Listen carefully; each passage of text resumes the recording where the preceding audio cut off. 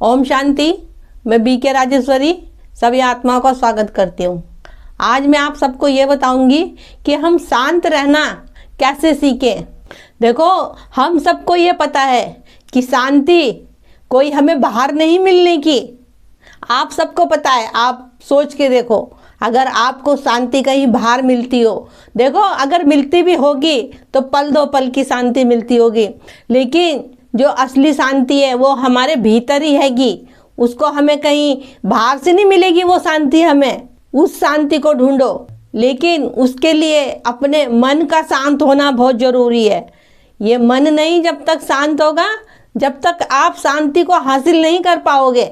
यह मन ही है जो हमें शांत नहीं रहने देता। व्यर्थ के विचार इस मन में आते रहते हैं, कभी ये देखा कभी वो देखा, और मन के अंदर विचार चलने लगे। रोके से नहीं रुकते फिर विचार, इतनी तेज गति से ये विचार चलते हैंगे। इसको रोकने के लिए तो एकांतवासी बनना पड़ेगा हमें। एकांत में बैठ के योग करिए, बाबा संग बातें करिए, अपने मन से मनी मन बातें करिए। सब में बड़ी बात यह है कि मन को शांत करने के लिए पॉजिटिव सोचो और पॉजिटिव चीज़ें ही देखो, अच्छी चीज़ें देखो और अच्छी चीज़ें ही सुनो और अच्छों का संग रखो। जैसा का संग रखोगे वैसी ही एनर्जी आपको मिलेगी। तो आप भली बात ही जानते हो कि कैसों का संग रखना है, कैसी एनर्जी हमें लेनी है। तो अच्छों का संग रखोगे तो अच्छी एनर्जी जाएगी, और बुरों का संग रखोगे तो बुरी एनर्जी जाएगी। देखो, ये मन में कोई ना कोई विचार आते रहते हैं। ये मन जो है ना, रुकता नहीं है, कभी भी चलता ही रहता है। कोई ना कोई इसके अंदर सोच विचार चलता ही रहता है। तो इसके लिए उन बातों को हटा के, व्यर्थ की बातों को हटा के, जो भी आपके मन के अंदर कोई विचार आते हैं उनको हटा के बाबा के समान लो।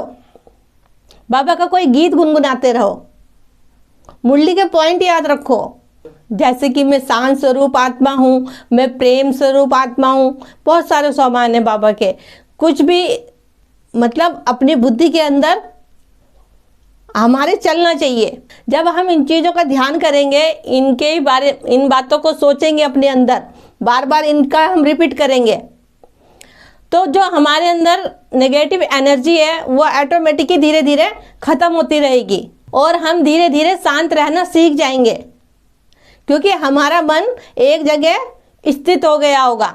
और स्थित तो मन एक जगह जब ही होगा जब हम व्यर्थ की बातों से बचेंगे। अगर व्यर्थ की बातों में उलझे रहोगे तो मन एक जगह स्थित होने का ही नहीं।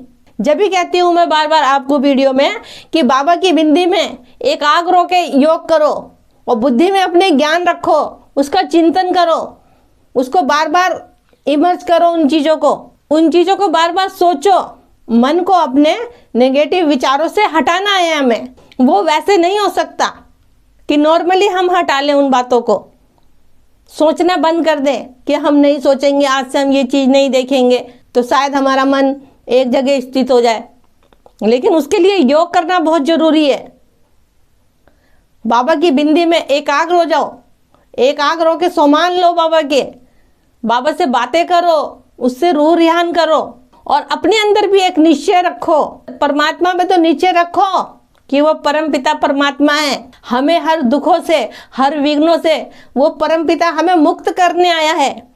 लेकिन अपने अंदर भी कुछ निश्चय रखो कि मुझे अपने को बदलना है, मुझे अपने संस्कार बदलने हैं, मुझे शांत होके रहना सीखना है और मुझे और आत्माओं का भी कल्याण करना है।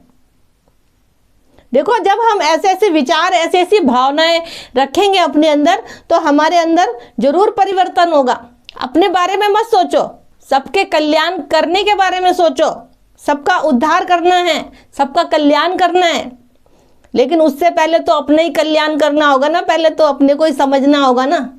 देखो, ये भी नहीं है कि अपने मन को शांत करने के लिए हमें किसी चीज़ का सहारा लेना पड़ेगा, कि किसी पहाड़ों या जंगल पे जाके हमें कोई तप जप करना पड़ेगा।